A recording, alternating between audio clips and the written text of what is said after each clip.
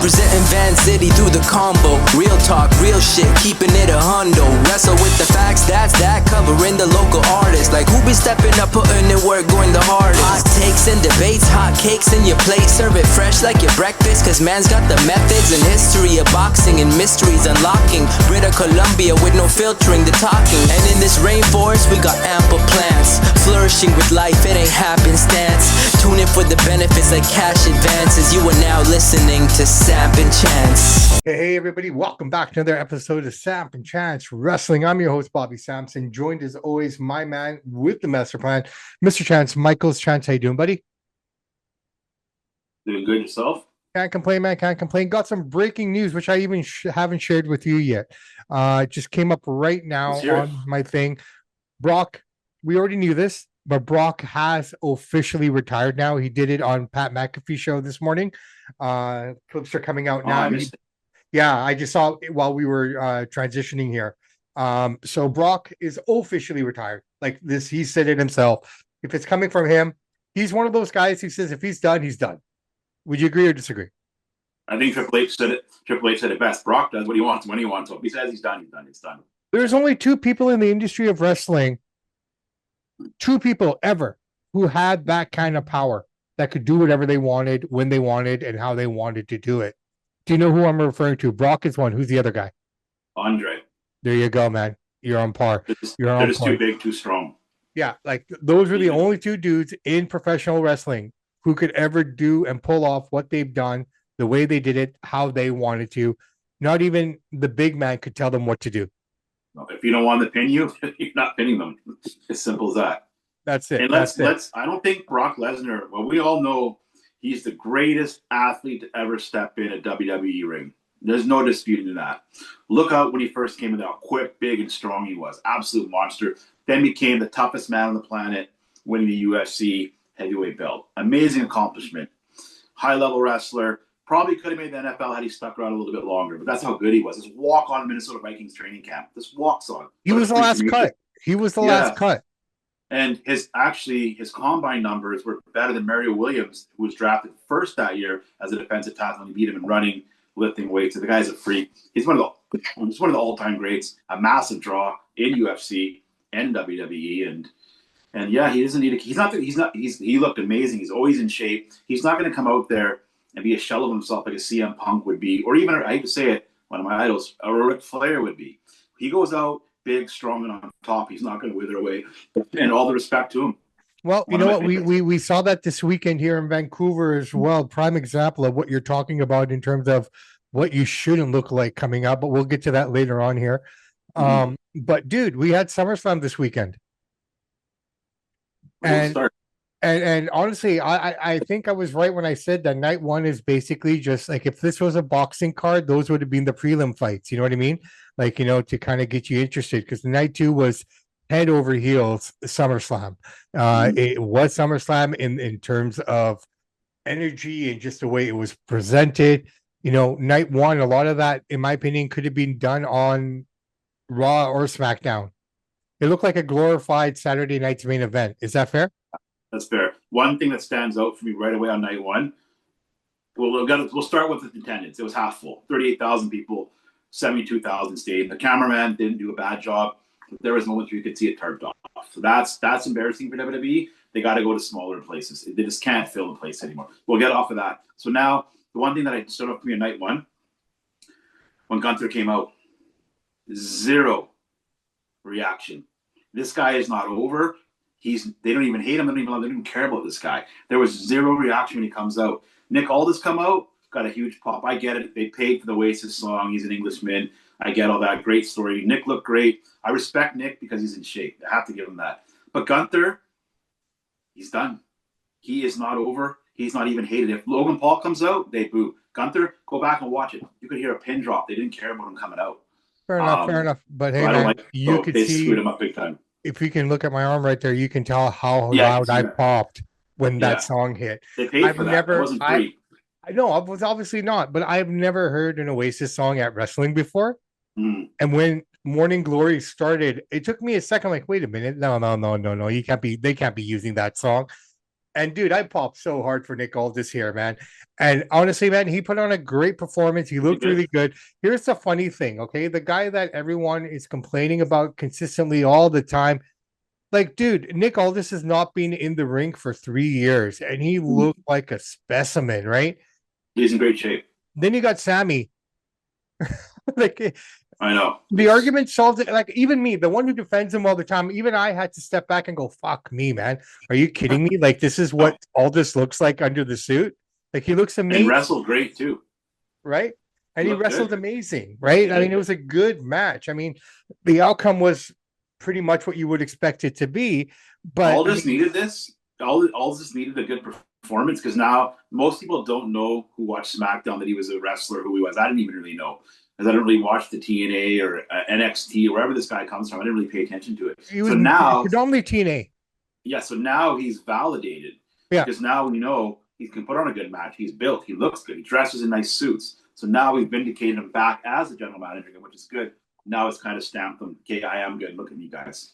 So yeah, and honestly, the match was great. It was a lot of fun.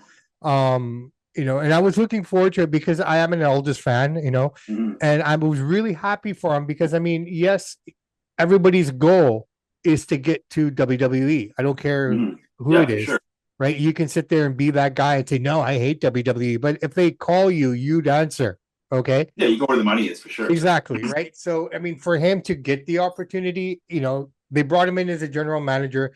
That could hurt a lot of guys' egos. That could fracture a lot of guys' minds and girls because they think they're better than that. They shouldn't have to be in this kind of a role. If he wanted to wrestle so bad, he could have gone to AEW 2 years ago, right? He could have, but he didn't because he knew where he wanted to be.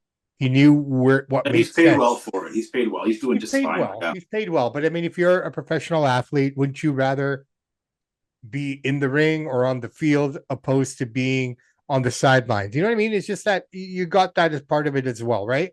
But to get the opportunity to fight on WWE and on SummerSlam on a big show with a lot of eyes.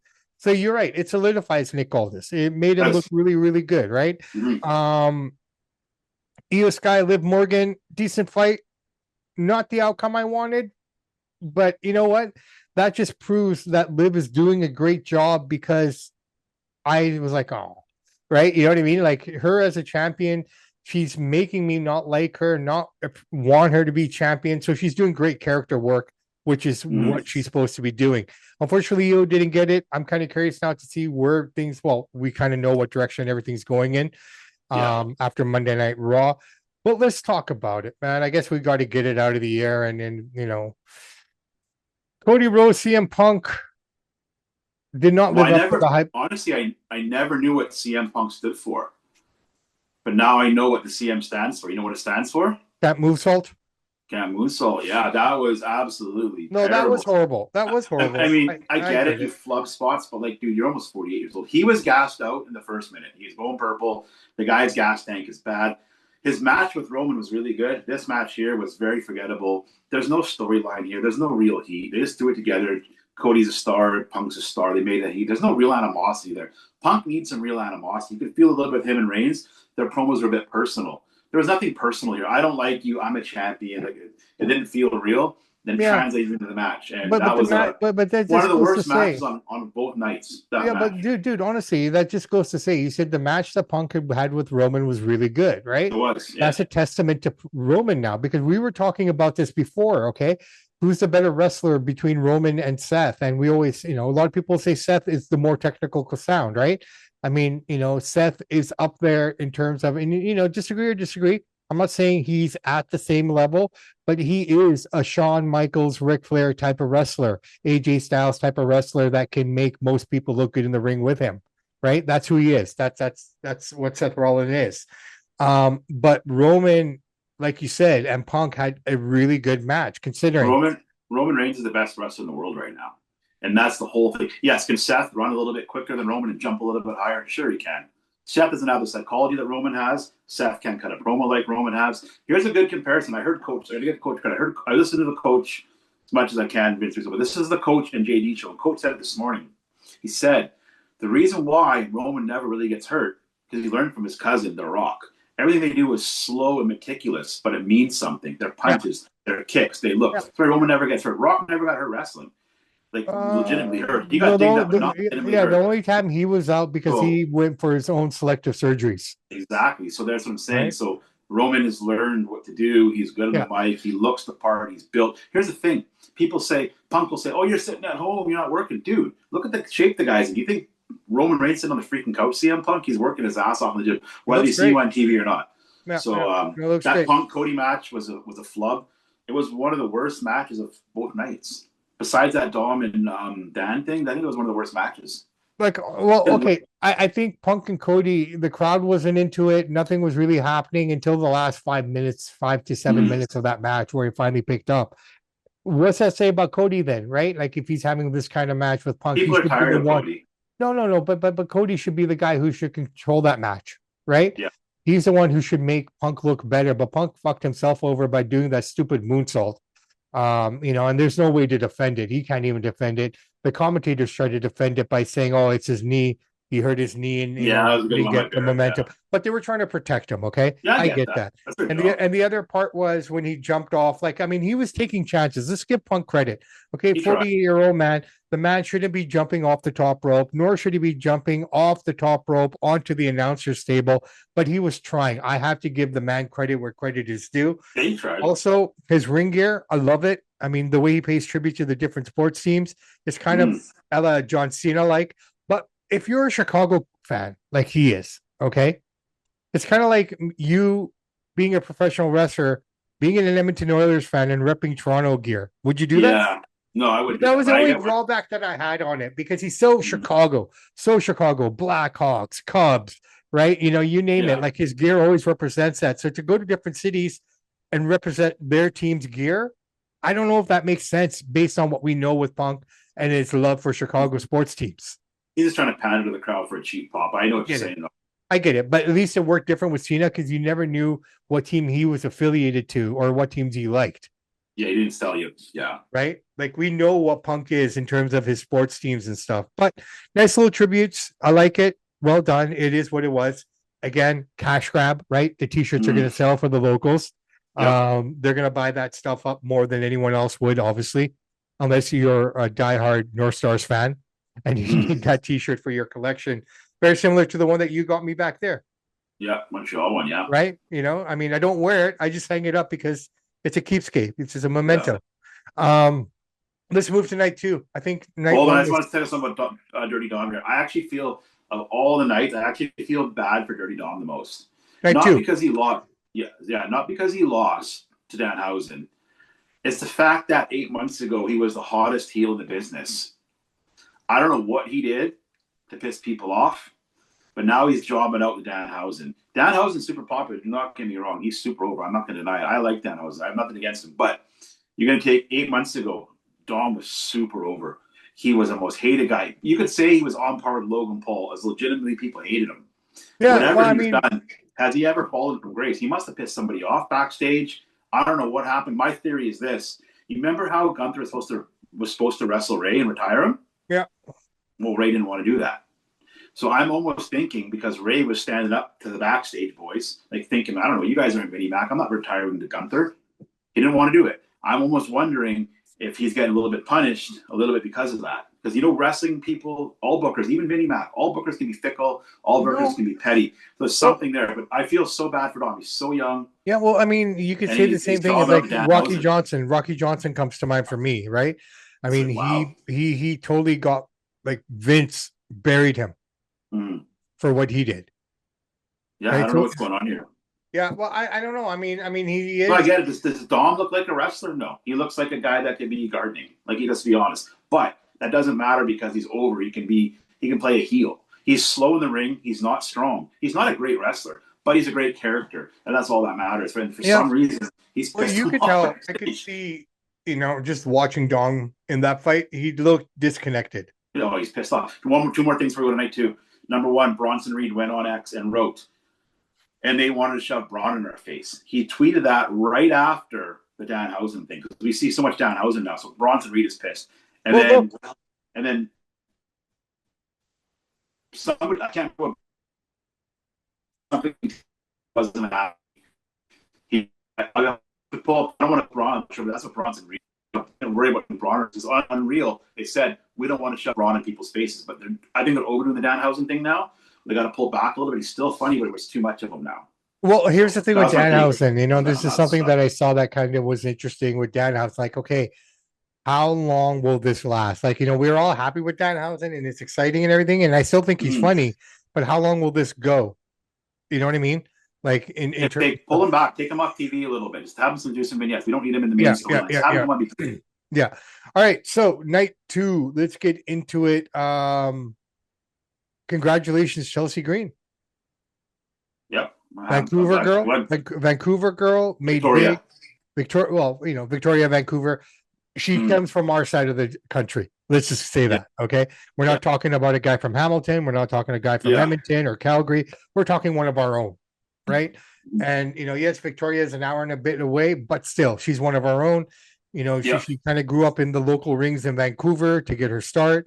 This girl, if you think about it, has worked her ass off. Say what you want about female wrestling. I get it, blah, blah, blah. But the girl worked really, really hard from TNA to Lucha Underground to, you know, I don't think she ever made an appearance in AEW, but she's worked and worked and worked to get where she is.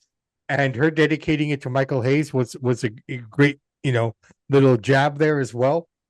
She's obviously over. Everyone's going to love her as champion. I guess it really comes. You know what I think actually put her over. She's a great talent. I actually met her at a BC Lions game 2 years ago. Actually, my son went up there and said hi to her. She was there, you know, blah blah blah. Yeah. Long story short, though, on Unreal, when they're in the room, when Road Dogg was on Unreal, he was saying to Triple H, Pritchard, and all these other numbskulls, he was saying, "We got to give it to Green. We got to give it to Green." And Triple H says, "What are we gonna do if we give it to Green?" And that's when he goes, "Oh, I don't know." That's what Triple H will say. Wouldn't do this. Like nobody wanted her champion. There's only one guy that did. It was the Road Dogg. So now Road Dogg is on X. Saying congratulations, but that's his way of saying I told you guys. He's not saying that because he's buddy with Triple H. But so good on Road Dogg because he's one of the few guys backstage about a year ago that said, "Hey, let's go with Chelsea Green. She's over." And they didn't believe her. And at the same time, everyone was shitting on her. That segment I think put her over though. No, I get that, but she was already over. Everyone was already loving her. Even as a bad guy, she was getting the hottest pops, right? You know, I mean, just her character work. She's worked her ass off, and unfortunately for her, any other time before this particular run, every time she got started, something would happen. She broke her hand. She was gone again. Then she got released. And then she, you know, there was the other time an injury happened and, you know, stopped her short from getting going on. And she even said, like, you know, this victory wouldn't have happened without something bad happening. Yeah. So in Canada, WestJet has gone on strike, which is the second one of the top 2 airlines, Air Canada and WestJet, right? WestJet went on strike. All her friends were booked on WestJet to come to see her win. Yeah. So none of her friends could make it out. So she's like, even, you know, it wouldn't be right if something didn't go wrong. The only thing that I'm worried about here is you never know what that would be because we don't know. They're unpredictable. They could drop her. She could drop it tomorrow. Well, not even that. It's like they can't even give her the proper title. She's an interim champion. Why? That should be the real women's championship. Forget this interim crap. I don't care if it's TKO or Triple. I don't care who's doing it. Come on, guys. Let it be the real women's champion. Becky dropped it when she had to leave. Naomi dropped it when she had to leave. Yeah. Right? I mean, Rhea's been gone for a long time. She's not even on TV. And I love Rhea. Okay. I'm a huge Rhea fan. But even I believe, you know, if you can't defend your title, especially in wrestling, forget boxing and stuff and other sports. Yeah. You know, in wrestling, you just give up the title and you come back and you've got a built-in storyline. I never lost in the first place. Oh.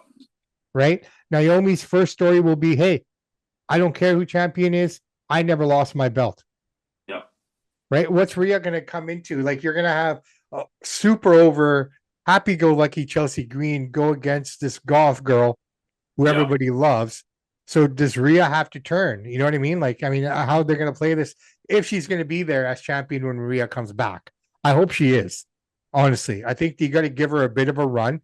Maybe they're testing the waters with her by doing this interim title to see how she reacts and how the people react, right? Because, I mean, at the end of the day, who challenges her now? I'm not she's still like as strong as she is, and she's taken some of the craziest bumps in recent history for the girls. And I'm talking Chelsea, thrown into a garbage can, thrown into a ladder, off the top of a ladder, like some serious bumps she's taken. Yeah. Yeah, we'll see what they do with her. We'll see. She's got the chance now, so I mean, they can't deny her if she gets over, right? Like really, Yeah. really over the belts. We'll find out. Yeah. Oba, Brock. I mean, it was the match that we expected. 8 minutes. Brock unloaded on the guy, basically giving him everything Brock Lesnar had, which was, I believe, to solidify Oba even more. That, like, oh my God, he took everything Brock had. F5, suplexes, everything. Ripped the mat apart. Tribute to the Undertaker as well. Still kicks out of that. This is the way Brock wanted it. Yep. And good for him. Match happened. And I'm glad he said no. That Gunther's not retiring. I mean, the guy, Gunther has zero reaction, which is the worst thing in wrestling. Even if you love it, Gunther's got zero fan reaction. Brock made the right call here. He said, "I'm not losing to Gunther. I'm going to help put this big guy, big strong guy over. And if Oba doesn't carry this, and that's on Oba. Brock did everything. It's all Oba's now. It's all Oba's now, right? I mean, and if you think about it, with you know, how do I say this? Brock Lesnar was standing beside the black Brock Lesnar at the end of the match. You know what I mean? That's legit passing of the torch. That's more meaningful because of the height, the size, and just the demeanor of the man. You know, it was the right thing. Now, here's the question I have, and a lot of people saying it was a flub, but I don't know if it was. When Oba they're saying it's a flub because they didn't even use the Hell in the Cell. They didn't need the Cell. But the only reason they used the Hell in the Cell as a prop to say they use it like Taker and Foley. No, they use it as two beasts locked in a cage. That was the idea. I get that, but I think the other thing they were using the cage for, and that's not where I was going with the chance. I think the one reason they were using the cage was that absolutely just as a structure to show this is the only way we can contain these two monsters. I get that. They used everything around the ring. I mean, Brock was already purple and red within a couple minutes of that match, right? But I think the thing people were asking or saying was a flub was that when Oba finished him, he didn't finish him on the wood. Now, I believe that Brock didn't want him to powerbomb him on the wood, or otherwise he would have. Either that's possible, or the other option is that he doesn't realize where his footing was because Brock is so damn big. He's heavy as hell. Like, I want to drop this guy before I drop him. He's almost 300-pound man. Yeah. Right. So one of the two. Either way, I don't think that was a big deal. It was a good match. But it's something people were trying to pick on. Like, this is the wrestling fan for you, right? Like, it could be an amazing match, but they'll pick on that one moment. You know what I mean? You see Brock Lesnar over wrestle for more than 8 minutes. These are big heavyweights. You want to see them get in, slug it out, like we say in boxing. You want to see the heavyweights get a knockout. We saw 8 minutes of hard-hitting actions. All that we need. You don't need a 20-minute match. That's not what these guys are for. And dude, we always complain about booking. That was great booking, putting them last. Yeah. Right? Oh yeah. Well, that's what I was saying. They audible. It was going to be Punk and Cody. They realized, we're going to go with Brock. And maybe Brock said, "Hey, I'm going last." And they don't want to piss off him, right? So it was the right call. Well, I believe we know Brock likes to go first so he can get out of there, right? Yeah. Him going last is just another, like, now that we know that he's officially retired, and you can catch it on the Pat McAfee show if you haven't seen it.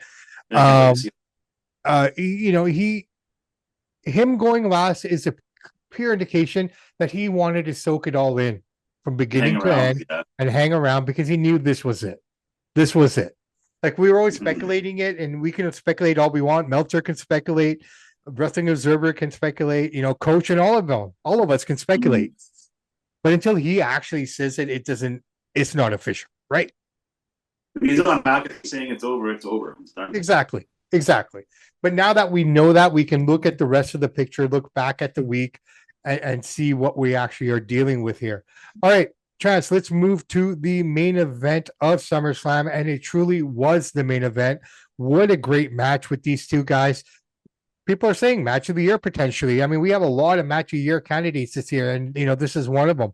What a great match with these two, man. Back and forth, the psychology, the storytelling. The match itself was okay, but I'm leaning more towards the storytelling, the facial expressions, the interactions between movesets. What phenomenal. The tribute to Dean Ambrose, aka Jon Moxley, the wacky turnbuckle, and dirty deeds. I mean, they brought him into it somehow, right? Mad respect. If this is the end of it, this was the best way to end it. Well, I hope it's the end of it. They've been doing this for 14 years, so I hope it's the end of it. Roman comes out on champ. Roman is the number one Shield member, the most successful. He's the best wrestler of all three of them. Out of all, he's the best. He is. It's the way it is. Most in shape. Yeah, it was good storytelling at the end of an era. It was a great match. Like I said, Roman's the best wrestler in the world. And people will say, "Oh no, it's Will Ospreay or it's Seth." Yes, they'll run and jump higher than Roman. I give them that. They can't tell the story. They can't mic work like Roman. When Roman punches, you feel it. Like everything is so slow, meticulous, but he's doing it for a purpose. He doesn't waste kicks and punches. He doesn't need to run around aimlessly. You know, he's so smart. He looks good. He's the best wrestler in the world, and it was a great match. I mean, Seth did awesome too. Seth's a big main event player too. He knows how to rise up. Roman knows how to rise up, and that was the right call to end night two. And great match, man. I give it a 5 out of 5. It was really good.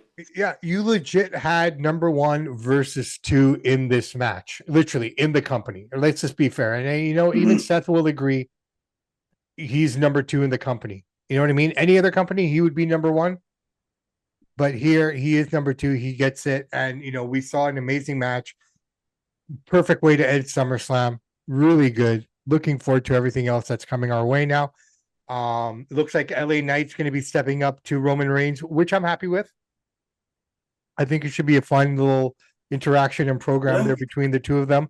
It's something different. We haven't seen it in a while. Well, they couldn't deny LA Knight. I like LA Knight in the fact that he's 43, he's in shape. He's way past his prime now. I mean, if you're getting over in your 40s, he's hung around too long. But in saying that, he deserves a shot because the crowd loves him. He gets that reaction, right? Love him or hate him. And Roman had a great line. I thought people say LA Knight cooked Roman. I thought the best line. I don't think so at all. The best line of the night was you wear a Walmart watch. And Roman's like, exactly. Watch. Yeah. I thought that was hilarious, right? Like I thought that was pretty funny. But I just want to talk about the start of SummerSlam, the start of it. I didn't like how they did that. I'll tell you what I didn't like. We knew Kevin Owens is coming back. Okay, fine. They're going to do Kevin Owens and CM Punk. That's a match for the really hardcore fans. The casuals aren't going to care about that. But what I didn't like is Gunther beat Aldis. Then you bring Gunther out to start night 2, and then he loses again. So you gave Gunther 10 steps forward beating Aldis, and then he loses. Why put him in there? Throw somebody else out there. I get it. Like, I get why it. do that to him? I think it was just showing Nick Aldis having to show his humility to put him into the match, but then being sneaky and making it a fatal 4-way and throwing Kevin Owens in there. I think, you know, the guy who got screwed over in that match the most is probably Finn Balor. I mean, out of all the guys that were in that 4-way, because I mean, let's just be realistic. If we're talking about hard work and working your way, you know, that's one guy who never really got his fair chance again after he got injured. You know what I mean? Then you got Sammy, who's just a constant whiner. And I hate to say it, man, but the more I think about it, they're going to keep him circulating somehow. Yeah. To keep him alive for Saudi Arabia, which I'm not looking forward to in any way. But when you look at Punk and Kevin, we're going to get some great promos here. Yeah, but is it going to be forced promos? There's no really legitimate heat here. We got 2 indie guys. We'll find out. Well, we have to start. Yeah, but Kevin's over with the hardcore fans. Don't get me wrong. They love Kevin. But what I'm saying is we're going to sit there. We're going to hear 2 out of shape guys talk about how they don't deserve to be here, how nobody believed them. It's going to be the same old thing. Where is the real heat? And that's why Cody and Punk didn't do a good match because there's no heat. Roman and Seth, there may not be real heat there. They might probably get friends, but at least there's a story to build off, so we believe there could be something. There's nothing here between Kevin and CM Punk that would. No. Thank you, by the way. Triple H said what I said on the show every week. I say the same thing, and Triple H actually said what I said to prove what I'm saying is true. I always say the same line. Tony Khan books the matches he wants to see.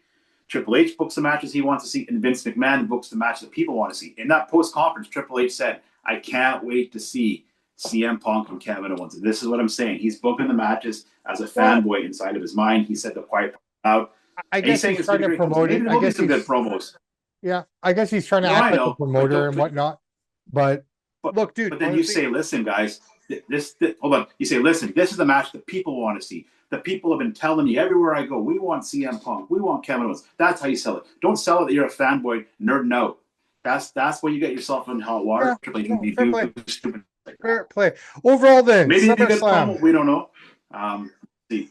Well, like I said, let's see how they do. Let them start. We can speculate and everything, but let's just let them start, and then we can, then we can come back and say, I was right about this time, and I was right about what I was saying earlier, right? Until we see what they do, we don't know, right? But that being said, brother, but the thing is, like, hold on. But he's booking what you want to see. Book what the people want to see. That's why the arena's half empty. And by the way, I did the check night 1 and night 2. I went on the ticket sites. You could have got into SummerSlam for $62. That's taxes in. So we can't say it was super overpriced. It was, but the last 2 weeks, the tickets were $60 and they couldn't get 40,000 people in there. And that's saying $60 is a good price to go watch SummerSlam. It's a great price, but at 2 weeks in, I mean, it probably costs you more for hotel and airfare to get. But people in Minnesota, though. Yeah, you would think. Yeah, but people in Minnesota. You can walk up with your son, right? So overall, so that's my point. My point is, night 1 wasn't very good.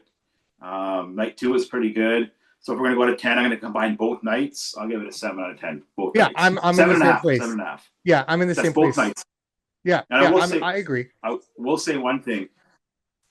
Last thing I'm going to say, I got to say one thing, give them credit. The pressure's on the Con and Triple H. They've been told, and many churches are reporting this, so I believe it.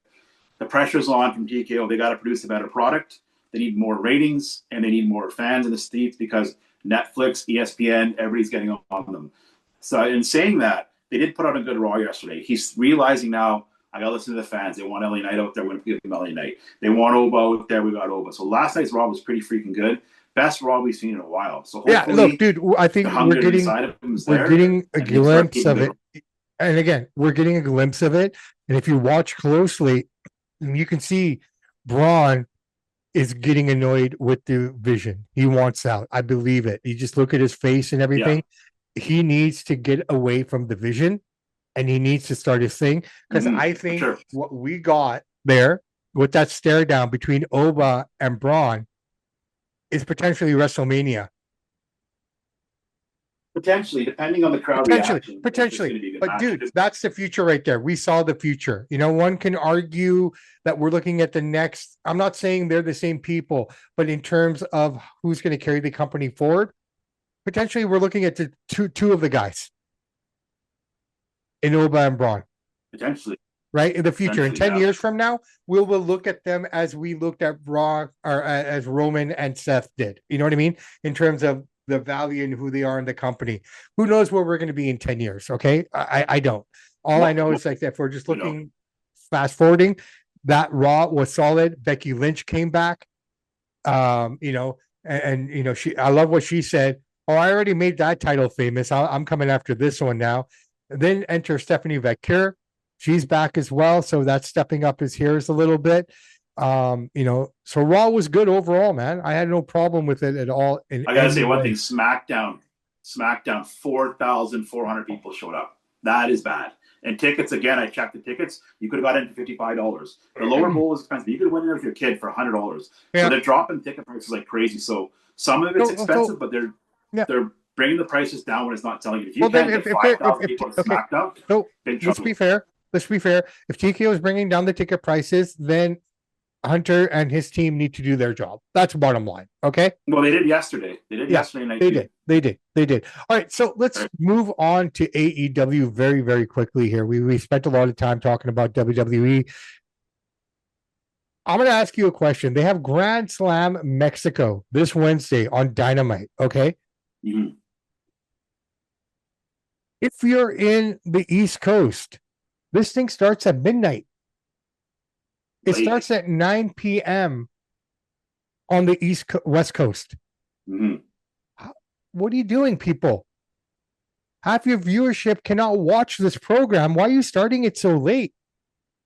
That's the first thing I'm going to say. I didn't check the start time of it. I'm looking at it right now. AEW Grand Slam Mexico will start August 5th, 9 p.m. Pacific, 12 Eastern, 5 a.m. UK.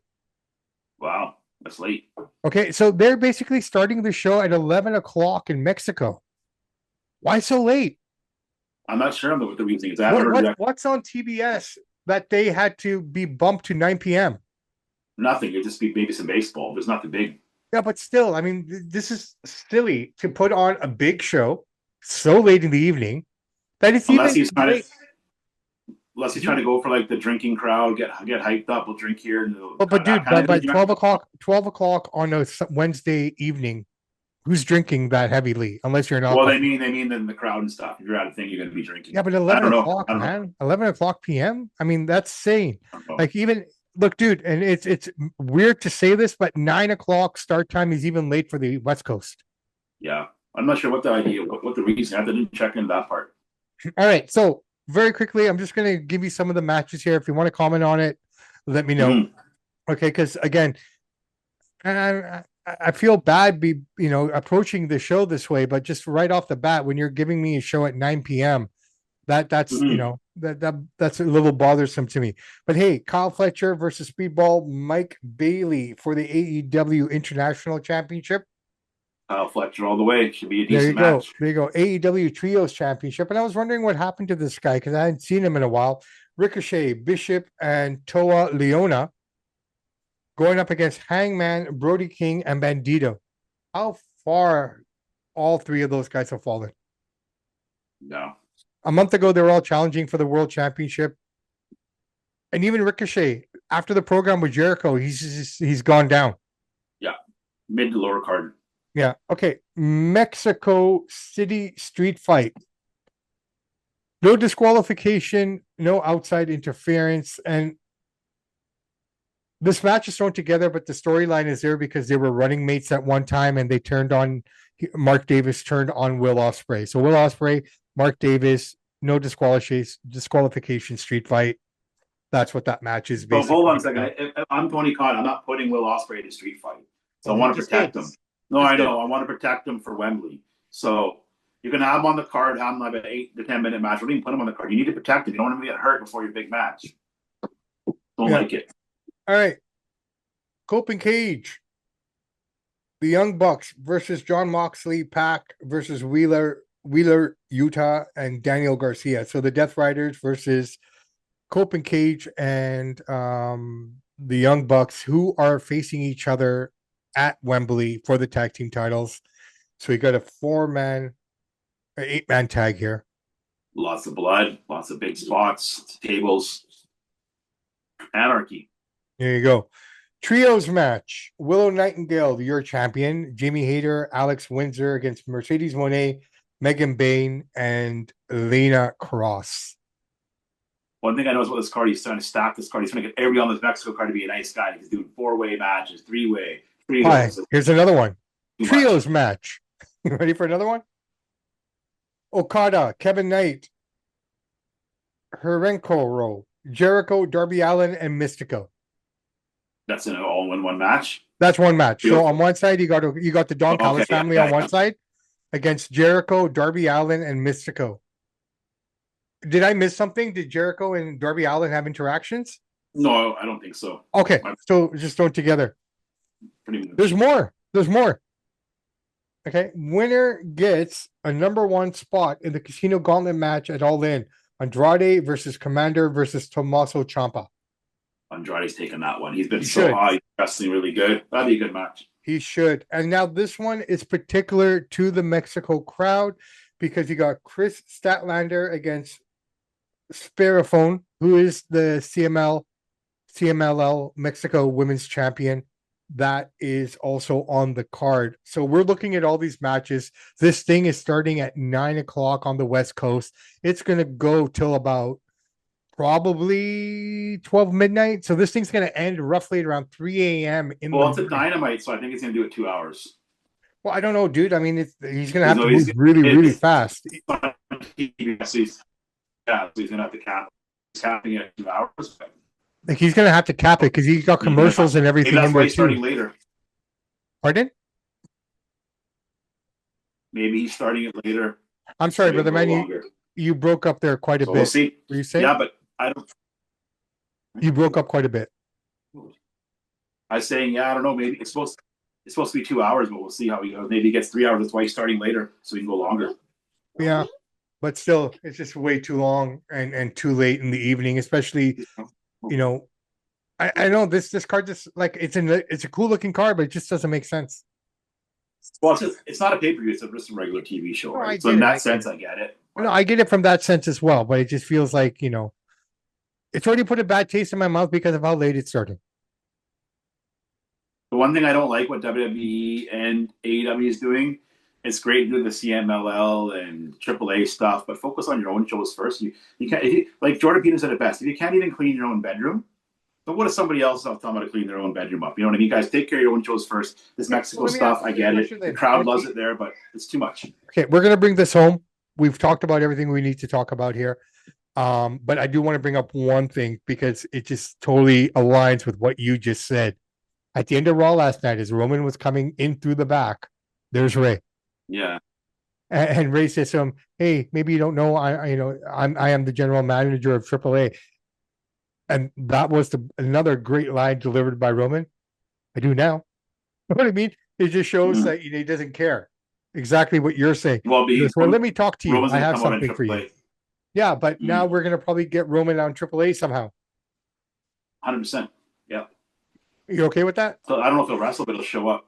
I don't like it. Not if he's going to wrestle. Why do you want your biggest star to get hurt? If he's going to come out and talk, great. If you're going to put him in a match, Vince would never do that. You're not risking your biggest dog to go wrestle against some guys that aren't supposed to be on your level. So we'll see. Maybe this comes out there for a cheap pop. We don't know. But the booker down there's a pretty knowledgeable guy and seems to be doing all the right things right now. So I'm kind of curious to see what Mark Calloway is going to do with this. Yeah, I don't know. That's something. Right? I mean, so far, Undertaker's done a smack up job down there. He's done amazing work. You know, he's consulting his father, as he calls him, a father-like figure. He probably is. And probably that's why AAA looks the way AAA looks, is because he's being influenced and he's got a lot of his dad's influence already built into his mind. You know, and then if he does pick up the phone and talk to him, I'm sure he's getting more influence. So yeah, I'm sure there's some stuff going on there, right? Did a great job. So there you go. All right. So SummerSlam's in the book. We both agreed 7 out of 10 for both nights combined. A decent show. Let's see what AEW now does to respond at Wembley. Balls in their court. Like I don't think AEW can top SummerSlam night 2. It's going to be hard pressed. I don't think they can, but they're only doing one night. So let's see what they do with that one night. But they're not on the right foot here with me by no means by starting this Dynamite at 9 p.m. 12 on the East Coast. You know, forget us. I don't know who's going to be tuning in at midnight on the East Coast, except the real hardcore guys. Yeah. Oh yeah. Right. And if you're in the UK, you're waking up to this and having your breakfast. So there you go. All right. I'm Bobby Sampson. He's Mr. Chance Michaels. We are one sleep away from the great ACDC. Those that download, like, and subscribe to the podcast. We salute you. We do salute you. I cannot wait, Chance. Honestly, I'm looking at my ACDC shirts. I'm thinking, which one am I going to wear? The black one or the white one? You know what I mean? That'd be awesome. Yeah, I think I'm going to wear the white one because I think there can be more black ACDC shirts out there than probably. Yeah. But man, I cannot wait. I'm excited. If awesome. if that last show was any indication, and I saw them when I was younger, so I saw them when they were kind of more energetic and more you know, just to hold that energy and oh man, I just can't wait for the solos. Honestly, I don't know how they do it. Like, dude, I'm just waiting for the solos. It's not even the drum, and I'm a drummer, right? Like, look behind me, I'm the percussionist. Yeah. But something about Angus and that axe and the way he holds it and plays it. This way he moves. This way he moves. You know, honestly, it's all the energy. It's all charisma. It's just like what I love about Angus. He's fully dressed at the beginning of the show. And by the end of it, he's just down to his shorts. You know what I mean? Like, as the show progresses. Yeah, 7-year-old guy in shorts. No, but dude, as the show progresses, he loses the hat. Then the tie is loose. And then the tie is off. And then the shirt is open. And the shirt, you know what I mean? Just all those little details. Like, those are the fine little points that make the show enjoyable, is because you see the transition of the man and you see the set list as it progresses to allow him to kind of get more into that character. You know, very strategic how they place the set list. They do that, But that's what I'm saying. That's what I took away from the show. Like, that's what I watched the show for. Like, the music is the music. The music's going to sell itself. It's the production and how they bring you to each track. That's the beauty. Yeah. Well said. And one more thing before we go here. What I love about Brian Johnson is he's just, and I heard it in his audiobook, and now I realize it. We can see it smiling all the time. He goes, rock and roll is fun. I'm not there to tell you what to do. I'm there to make you have a good time. I'm going to dance and sing. And believe me, what I'm singing is not easy on the throat, but I'm going to give you everything I got. He says, if you want blood, we're going to give it to you. And that's what they do. And Brian just is so happy to be out there. I just love it. It's the best job in the world. AC/DC, it's one of the few bands of that particular era. You know, the old guy bands that are still out there and doing it the way they're doing it. I mean, I've said it before and I'll say it again. There is no room for politics in music or sports. It shouldn't be there. It shouldn't be there. Because if you think about it, those are the only two type of events, Chance Michaels, that bring every walk of life, that bring all different ethnicities. Okay. Concerts and sports are the only places where you'll get a Muslim, a Jew, a Hindu, a Sikh, a Christian, all in the same row. And all high-fiving each other and celebrating together. Show me anything else that does that. Only music and sports, that's it. You know? So as far as I'm concerned, political statements, things like that, I get it. You have a platform, but don't use that platform when you're on the field. Don't use that platform in the post game. Use that platform on your own personal time when you go to those particular events. You know what I mean? Like if you're against Palestine or something, then go to one of those rallies then. People are gonna have a good time. They're not here to listen to your crap. But it's amazing. Like we talk about spirituality and religion. Well, music and sports is the one thing that brings everyone into one room with no guns, with no agendas. Love it. And we're going to see it this weekend. We're going to see this week, next week, we're going to see people that are bloody hell born 20 years ago to people like us who've seen everything. And to people who have seen even more than us. It's gonna be a good mix in there, man. It's gonna be awesome. It's always a great laugh, man. Can't wait. Looking forward to it. Let's get it. So, like I said, SummerSlam's in the bag. We got a really late AEW show. Brock Lesnar has retired. And before we go, Chance Michaels, share with us what's going viral on the internet here with EC3. You saw him live. I mean, physique-wise, I'm not gonna lie. Yeah, he looked broken, but he still had his form. Oh, he's good. So I saw him against Lacombo. So I went there because my daughter wanted to go on some of the rides. But now the wrestling thing, I'll go check it out. So I went in there. And then all of a sudden, I didn't even know Morgan Griffiths was playing. So actually, two birds with one stone there. Anyways, long story short, so he's saying that he's selling the injury, like he's selling a leg injury, which I think he was because he heard it. He wrestled, I think, twice that day. So he's selling the injury.